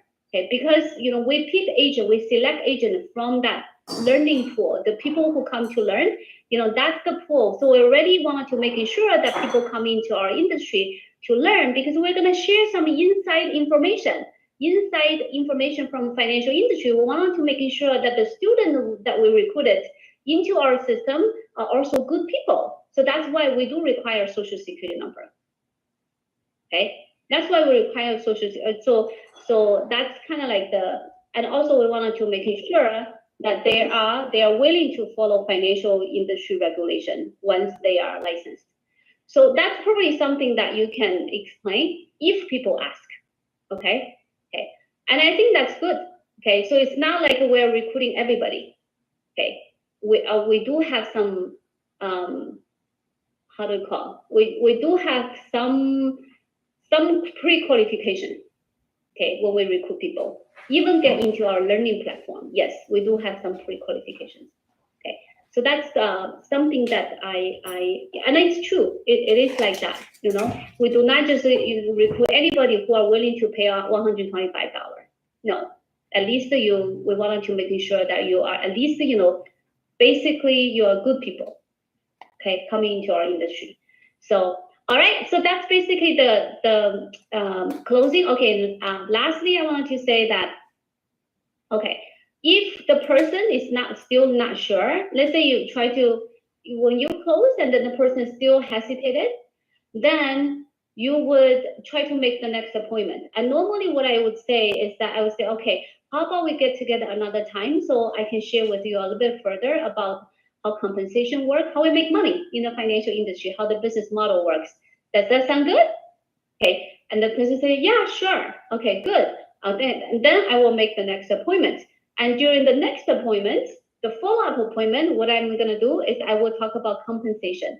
By the way, how to talk about compensation, I would recommend all of you guys, if you are like, I assume all of you are licensed. If you wanted to become a certified recruiter, like master this, please go to the new associate training website and you go to your compensation and system.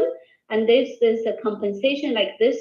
This recording is only, I think it's about less than 20 minutes. I recorded this. Okay, so that's basically how I explain compensation. So please master that so that then the next appointment for very, very new, if you're very, very new, let's say agent, if you do not have confidence that you can present this well, you can leverage this recording, by the way. I do have some junior trainers. They just simply go out and play this. Okay, they go to the next point, they play this. And after they play this, and this is, then you ask a few interview questions. So after the compensation, you explain compensation, there are a few interview questions. For example, I would ask you something like this, right? Okay, so for example, let's say, let me pick a new one. Okay, Lina, okay. So here's usually a question that I ask. Okay, after explain the compensation, I would say, hey, so Lina, from what you heard today, what intrigued you the most? I think being able to do this on the side and make residual income. Oh, okay, very, very good. Okay, so after you listen to, the compensation, I talked about the business model and the compensation. So you are most intrigued by, you wanted to make this, make a set, the potential, right? The potential. Okay, good. And so I would ask you this. Well, so Lina, what do you think your biggest strength is? Curiosity and active listening. Active listening? Mm-hmm. Very good. Okay, wow. Okay, see, this is what Chris actually asked Ryan early on, right? This is a good question to ask because it actually gets the person to talk about himself or herself. Okay, very, very important. So it's a psychology. Sometimes it's kind of like the psychology thing that before this point, maybe it's the prospect is trying to check us out. But when I started to ask the interview question, I turned the table around and I started to check you out, basically, because I'm actually asking you questions. And you started to, you want the person to start to talk about himself or even brag about himself, and that's good. Okay, talk about something that they're proud of themselves. So that's, this question, I think it's very important interview question. And another one you could ask if you have time, you can ask something like the goals and dreams. Basically, what are some of the goals and dreams that you have for the next 5 to 10 years, or even in a longer term? To purchase a house, probably live a simple, quiet life. A simple, quiet life? Yeah. Your current life is not very simple and not very quiet. It's probably simple, just not as quiet. Okay, all right. Well, anyhow, so during these questions, you can actually have some small talk with the person. And by the way, I actually witnessed Chris did one with Jeremy's friend, and that was really, really good one. So you were able to actually dig a little bit deeper. While you ask some of these questions, you get the person to talk, and then you can actually get a little bit deeper into the conversation when you have time. But don't go sidetrack too much, because you're gonna come back, and then your goal is closing, right? So, but it's good. These questions help you to start some conversation, get the person to talk, and you get to know a little bit more about the person. And then finally, remember to come back and close, right? So, so usually, yes, and I normally would summarize with a few words. it could be like this. It could be, hey, if you apply your strengths or whatever strength that the person talk about, right? If you can apply that, and then you can leverage whatever the strength, right? Okay, I'm sure your dream can this dream can come true, because you already know the goals and dreams, right? And at the same time, you can help a lot of people. Okay, so for example, I think let's say for example, Lena, maybe we can, we don't have time today, to get the conversation a little bit deeper, but I really feel, oh, Lena, you're very kind, and then when I talk to you, you're just such a pleasant person. You're very warm. I really think those are very key when it comes, especially in the people business. And definitely you can apply those strengths in this business. And with a little bit of hard work, learning and work, I'm sure that your dreams of wanting to purchase a home or having a quiet life, or peaceful life, have the financial freedom. I think, in order to have really an inner peace, somebody, you would have to, how to say, have no worries about finances, right? Or have more controls of life, have more control of the time. That will bring you more peace, isn't it right? So, and then all these goals and dreams can be achieved in this business. I'm sure that can come true. And at the same time, you're gonna during the journey, you can help a lot of people as well. Okay, and then now it's kind of like do a little bit of compliment at the end after the interview questions, and then I would say that, well, then gets into, here's the thing, you get the person to nod. It's very important. Nod, and or say yes, and that's the positive affirmation. And then when you have a lot of that, you can see that's the, that gives a lot of, buy-in signal, and then you can actually get into the final close. So I would say, Lena, I would suggest that maybe I would suggest you take the first step, okay, which is just get registered with a student code first, so that at least you can start to access all of our internal resources. Okay, does that sound good? Sounds great. Sounds great. Okay, well then when the person give me that, sounds good. Okay, so then what I say? Well, since this is a highly regulated industry, we do have a few pre-qualifications. Okay, for example, you don't have any criminal history, right? No. Okay, and then since the company does need to do a simple background check to making sure the history is clean. So that's why we do need a valid social security number, and you have that, right? Yes, I do. Yeah. Okay. And also, as I said before, so there's a $125 registration fee, and that's not a problem, right? Not a problem. Okay. All right. Great. So let me just take a few minutes, and then I'll go on to the website, and I'll get you a code number now. Okay. All right. That's it. And then you go online. Okay. Or either I go online, or I let Lena to get online, and then I send her a link, and then she could, let me go over that together with you. Okay, the registration is pretty simple. Okay, all right, that's it, everybody. Is that okay? Okay, any questions? Well, today I'm not gonna go breakout room today, so just any questions, everybody? Oh, Jenny? Oh, no, okay. Any questions?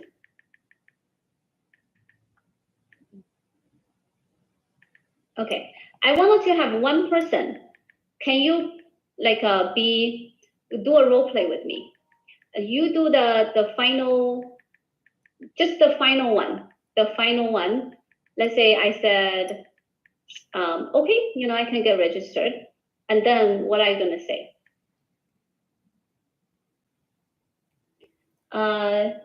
Joe, I'm willing to do it. Or should you tell the prospect that they will be paying more than no? Why would they pay more than 125?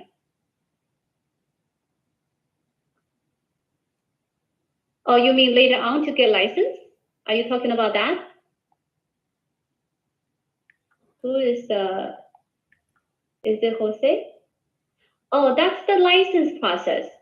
Usually I don't talk about at this moment, at this point, because I already say, you know, first, because I said first step is just to get a student code so that you have access to all of our internal training resources first.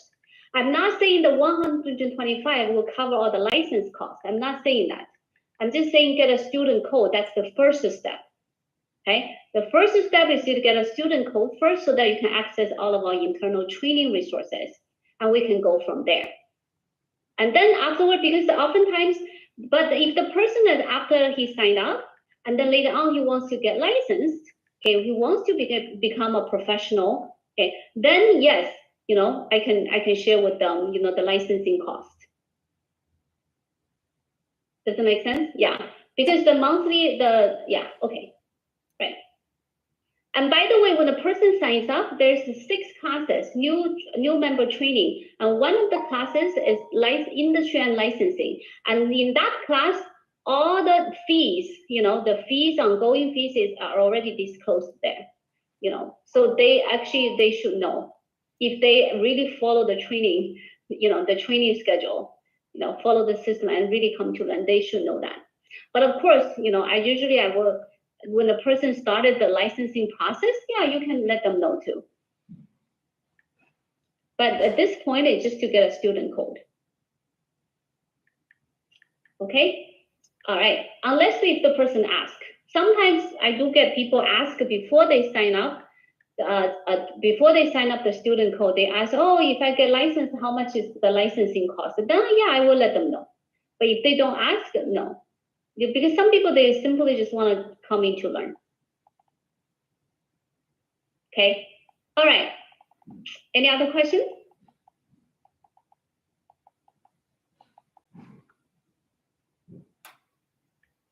Somebody want to try? It was me. Oh, Lucas. Although I was a little confused on what the question was. Like when you said the last part, what do you mean by the last part? The final closing, let's say. The final closing, like. Let's say, oh, you already asked me the interview question, and then you said, okay, yeah, let me get you. So first step is to get a student code first. Okay. So I am the prospect, or you are the prospect? But I'm so confused. I'm the prospect. You're the prospect. Okay. Would you like to set up another interview, maybe like next week, to talk about more on this, to sign up, to get registered for student code? No, you're trying to sign me up right now. Oh, right now. I'm so sorry. All right. Do you have time, like extra 10 minutes for today to sign up for to get registered for student code? Okay, good. Get registered. Okay. Yeah, I can. Yeah, sure. Oh, yeah. So here's process A, process B, process C, and if the registration fee will be $125. Are you okay with that? It can't be too much, right? The state has to do some background checks to make sure that you're a good person and not like a criminal of anything. So that would be the cost to access our internal informations. Okay, you get the idea, but then you need to pause and let me to answer you first. Oh, okay. Okay. All right. Let's do another person. Okay. Good try, Lucas. Who else? I wanted to get some new people. Let's say Lina. Sure. While I have you on the call today, do you have some time to get you registered right now? Okay, starting from here. Let's say, Lina, you asked me a few interview questions, and I answered your question. And then you do a simple compliment on me, and then you started to close it. Oh, you want me to start from the beginning? Okay. Yeah. Okay. All right, Sunny, it sounds like you're very passionate to learn about education. I mean, financial education. And to get you started, there is a requirement to get you registered. Do you have a few time to go over that today? Do we have to do it today? Don't ask this question, because this question will invite sometimes. So do it. Oh, we're gonna do it now. No, you just assume that, you know. Okay, so you don't ask this question. Sure, let's get you registered right now. Okay. The link, do you want to be able to click on the link or we can share the screen? Okay. I want you to ask me the takeaway, the 3 takeaway: criminal, and then the social security number. Always lay that, mention that upfront before you start the registration process. Okay. Pull up that slide. I see it. Okay. Okay, go from here. I suggest you, I want you to go from here and then pre-qualification and boom, boom, boom, ask me 3 questions. Okay. I see. Okay. From here. Okay, go. Let's go. All right, the first step is to get you registered with the associate ID. A student code so that you can access all the internal resources. So you can access all the internal resources. So we can get you started on that today. Can we start the process? Okay. All right, there are a few qualifications before we get started. Do you have any criminal history? No. Okay, and a valid social security number? Okay, say a few words. Okay, since this is a highly regulated industry, the company do need to do a background check, simple background check. Okay. Okay, so therefore we do require a valid social security number. Okay, say the reason a little bit. This is a highly regulated industry. Do you have a valid social security number? Yes. Okay, good. Go ahead. Yeah. All right, great. The cost is $125. That won't be a problem, right? No. All right. So I'm going to share my screen and we can go through the first step to get you a student code. The last sentence is really, very good. Lena, great job, great job. Yeah. Well, I would say, okay, so for the 125, usually I don't use the word cost. Okay. If you wanted to say something to identify this 125, I don't say a cost because a lot of times people don't like a cost.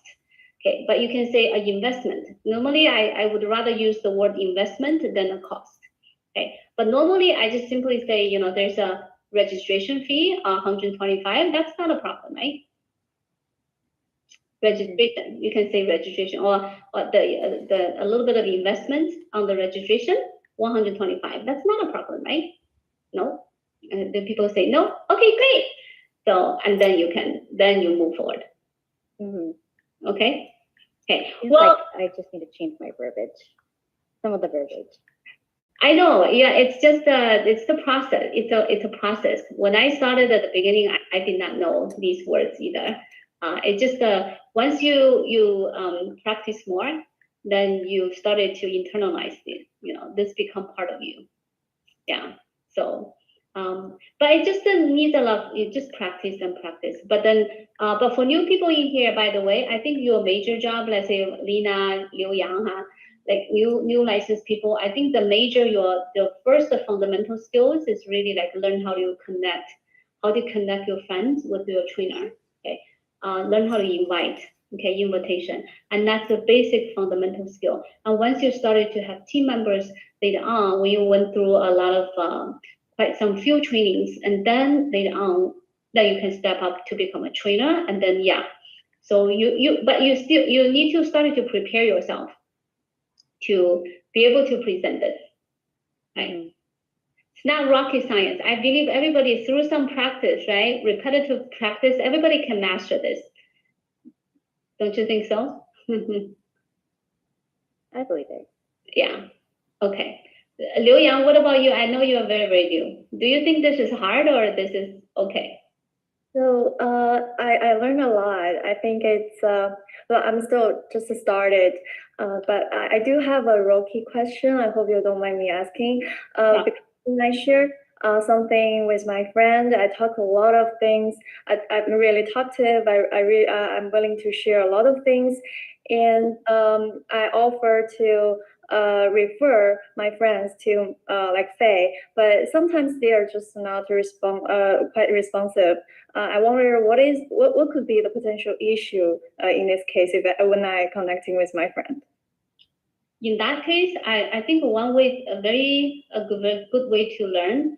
Are you usually talking to your friend in a phone conversation, or usually in a text message or WeChat? You know. Oh, I use two ways, like using WeChat, typing stuff, or I just meet. Yeah. Okay. You know, if you're trying to approach people by typing the words, that actually makes it a little bit easier for us to review the content. So, you know, back then, why Faye actually, I think in the past, I think she used to send me a lot of WeChat, like a chat history, so that we review the content. Because sometimes it's a little bit harder for me to just tell you a direct answer. How do I get my friend to be more willing to connect with my trainer? Is I have to see the message, you know, how you actually talk to them. Did you ask the right question? Or sometimes new people, one of the major mistakes is they talk too much. They tend to talk way too much. Okay, and when you talk too much, then your friend started to already draw some pictures in their mind, and then they may already draw a wrong conclusion already. So therefore, they stopped wanting to meet with the trainer. So that's why don't say too much, but then learn how to ask the right questions is the key, I think, during the conversation. In that part, I think down the road, after we finish this series of recruiting training, I wanted to do some PI training, PI workshop maybe, like to really review some of the conversations, like how you talk to people, how you disturb them, how to intrigue them. I think that's the key, you know, when it comes to invitation. But you know what? I think, Liu Yang, the most important thing is that you are already taking action, and that's wonderful.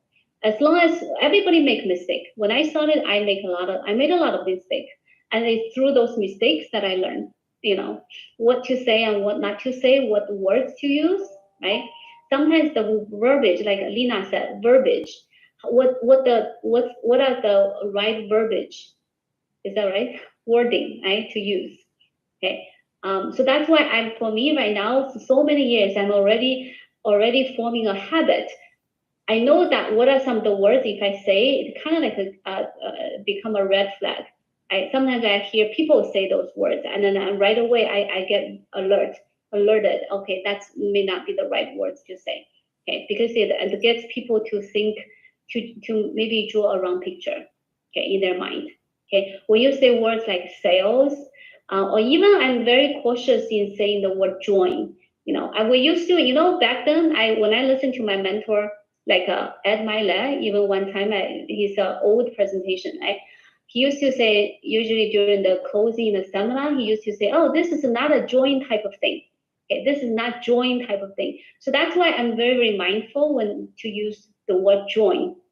Okay, because sometimes when you say join, people start to think about, oh, join some sort of multi-level marketing company. You know, it's a join type of thing. So that's why normally I use, instead of using I joined, internally it's okay. You know, I joined this company, right? You know, but then normally to a prospect, I would be pretty careful. I would be very careful to use the word join. I say, I just started to learn. I said it. I just started to learn, and I loved it. Okay, I learned so much, and then wonderful people. Okay, I associated with. Okay, so I say those words. Okay, I'm very mindful of using words even during the presentation. I'm very mindful of not using the word like product. I use financial plans instead of using, let's say, sales. Right? Or selling, you know, sales and selling. I use different words. Okay, because words create pictures. So be mindful of the words to use. But that's okay if you, as I said, everybody, it's a learning process. Okay, it's okay to make a mistake. Okay, and then along the way, you learn. Okay, so, but most important thing is start taking actions.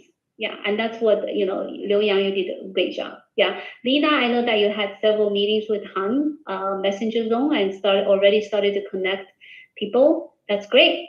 Okay. And then one more thing I wanted to emphasize is that during field training, please pay attention to what the trainers present, how the trainer present, how the trainer ask questions, how the trainer handle objections, and how the trainer close. So now, because I already go through the recruiting flow, the presentation flow with you, so now even you are a trainee, you have a little bit better idea. Oh, you know, at which point, at what point the trainer is at right now. Oh, the trainer now started to ask this question. Oh, the trainer started to get into closing now. Right, so you kind of know better. Okay, you actually learn better in the field training, I would say, even you are a trainee. Yeah. Okay,